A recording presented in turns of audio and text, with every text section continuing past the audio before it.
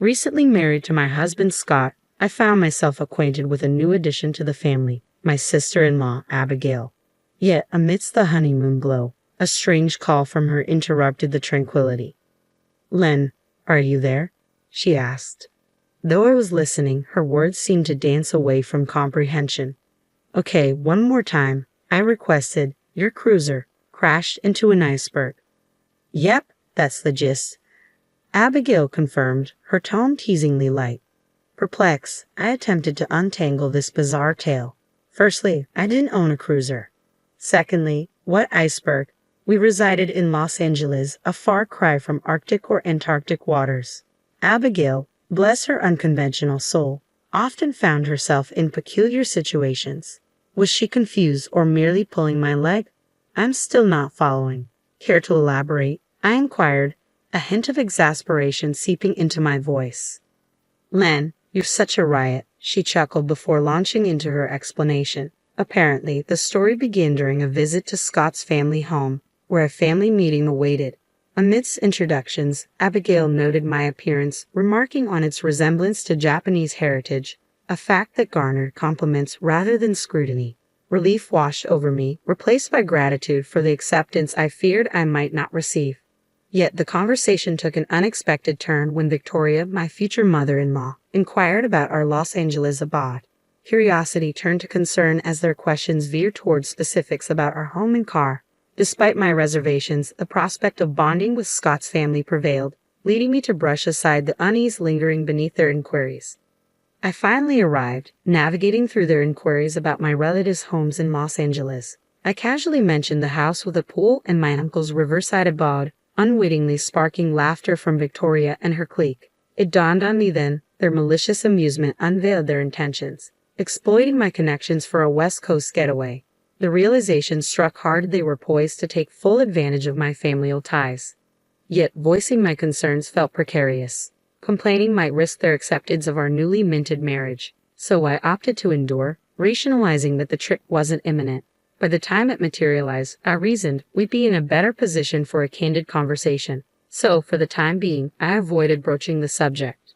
Despite my efforts to keep distance, Abigail persisted, escalating her contact frequency. Initially, it was manageable, a weekly check-in or a casual decline, but soon, it morphed into a relentless barrage.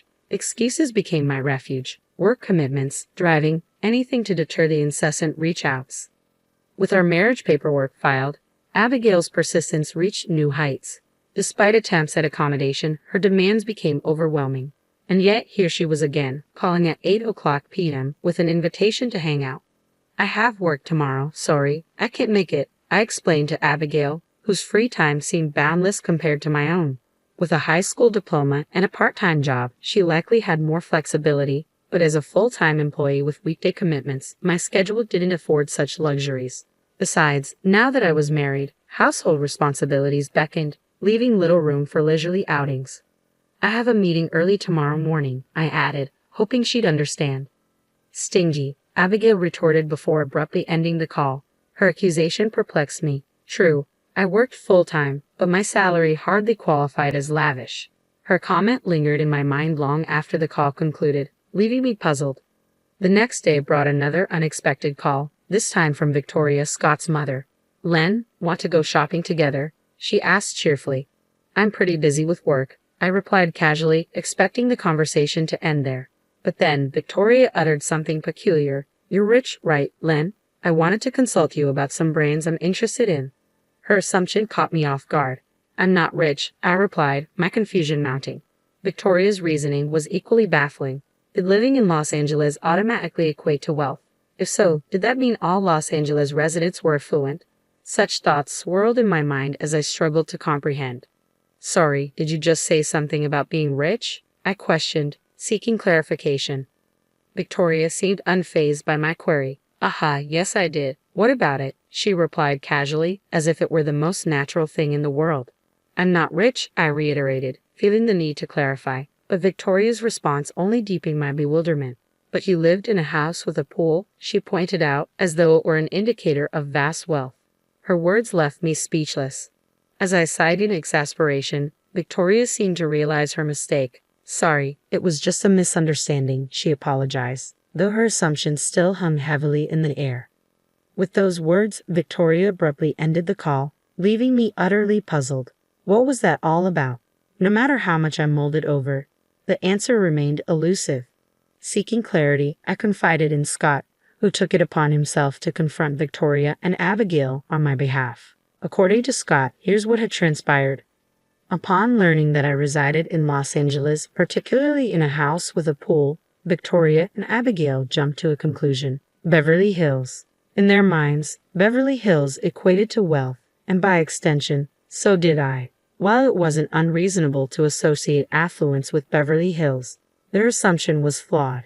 I lived in Los Angeles, not Beverly Hills. Yet they clung to their belief, probing me with questions about my home. Though I found their inquiries odd, I couldn't bring myself to fabricate a falsehood, unwittingly feeding into their misconceptions. While a house with a pool might be commonplace in California, it was almost unheard of in Birmingham, where I hailed from. It seemed Victoria and her entourage had misunderstood, thinking I was wealthy. Perhaps they saw my marriage as an opportunity to reap monetary benefits.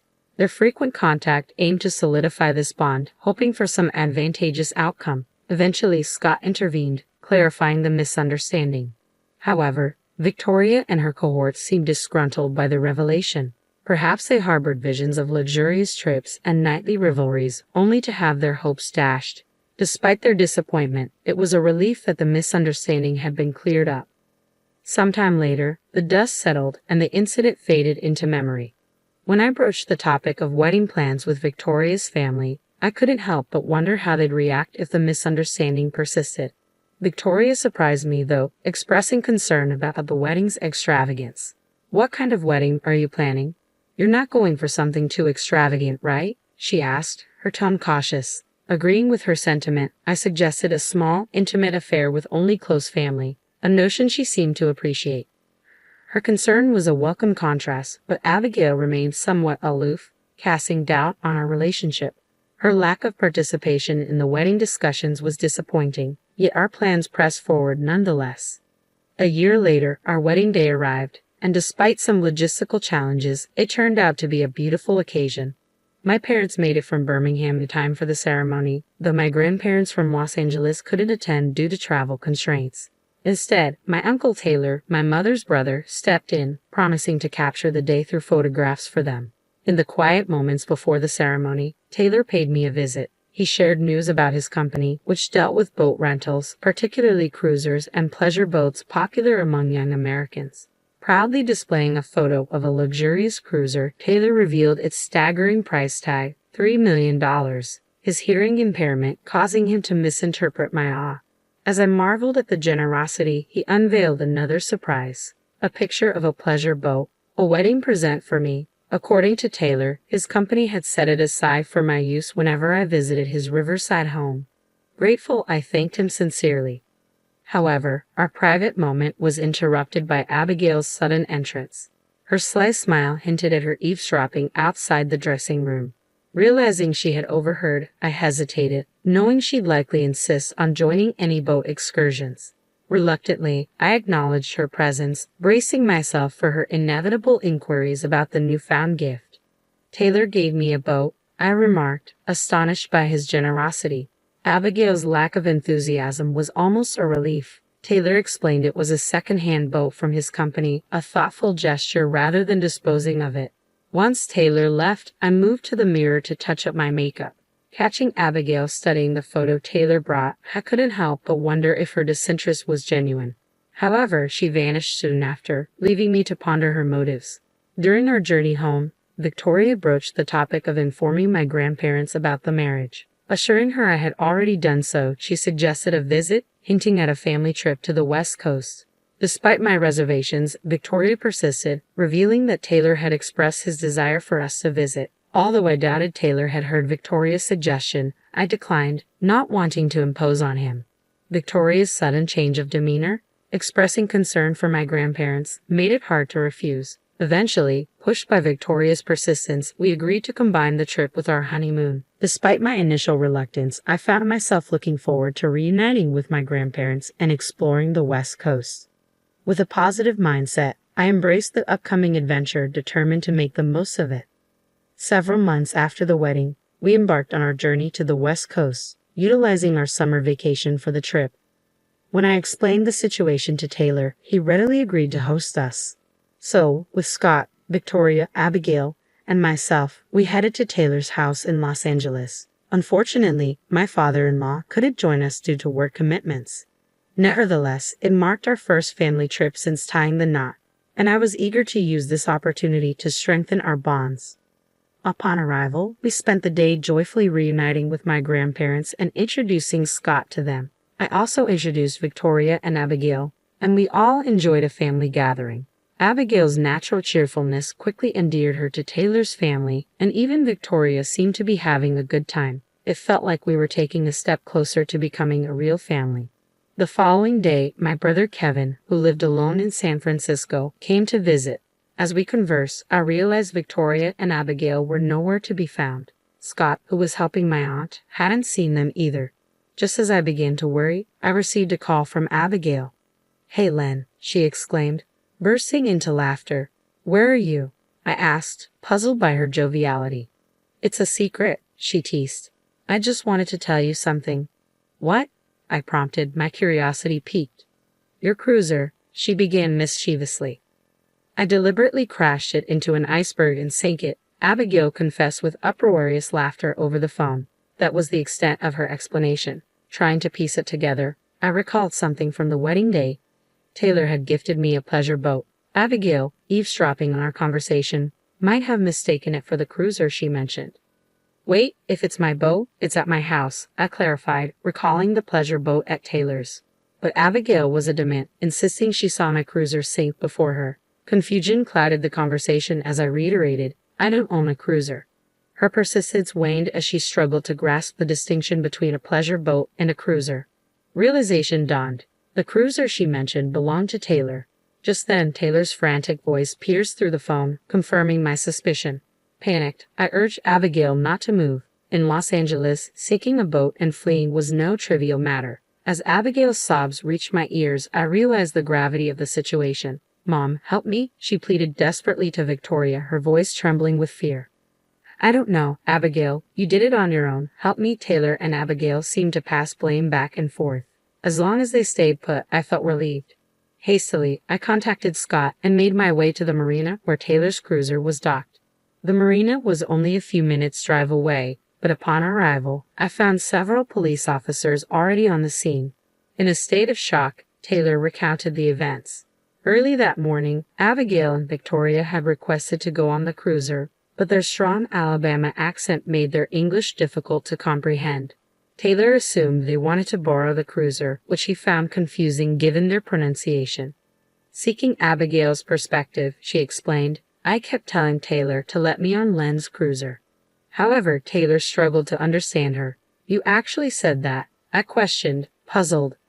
"Yeah, but he didn't quite understand me," Abigail admitted. "I think I get what she's trying to say," I mused, considering the possibility of a miscommunication. Checking with Taylor about what he heard, he clarified, "Lisa's cruiser." The pronunciation wasn't far off, and with Abigail's strong Alabama accent, it wasn't surprising it was misinterpreted. Taylor, recognizing Abigail's persistence, assumed she wanted to lease a cruiser for an extended period. Mistaking his kindness for permission, Abigail boarded his own cruiser, believing it to be mine. It seemed like a simple misunderstanding, but one question lingered. "Why did you want to sink my cruiser?" Abigail's motive became clear. She believed I was hiding my wealth and sought revenge for what she perceived as a lie. While sinking a cruiser seemed extreme, it stemmed from her sense of betrayal. Still, questions lingered, and I confronted her about operating the cruiser without a license. "I had just kind of figured it out by watching Taylor," she admitted, a hint of guilt in her voice. According to Abigail, her intention was merely to cause a little trouble. However, her plan spiraled out of control when the cruiser moved unexpectedly, leading to its collision with the dock and subsequent sinking. Faced with a dire situation, she panicked and failed to call the police. Instead, she concocted a ludicrous story about hitting an iceberg, hoping to elicit a panicked response from me. Abigail's flawed reasoning stemmed from a Hollywood movie depicting the ship sinking after hitting an iceberg. Believing Hollywood filmed in Los Angeles due to nearby icebergs, she assumed their existence in the area. It was a bizarre and whimsical chain of events, but her intention was clear: to make me worry and rush to her aid. Scott scolded both Abigail and Victoria, and the matter was settled with repairs paid for by us. Despite Abigail's protests about her new job at a river cleaning company, it was a consequence of her actions. Meanwhile, Victoria's decision to work for Abigail's sake resulted in fewer contacts from her end. While I aimed to mend our relationships, it was essential for them to understand the consequences of their actions. As for Taylor's $3 million cruiser, I had yet to set foot on it, a lingering reminder of the turmoil caused by a simple misunderstanding.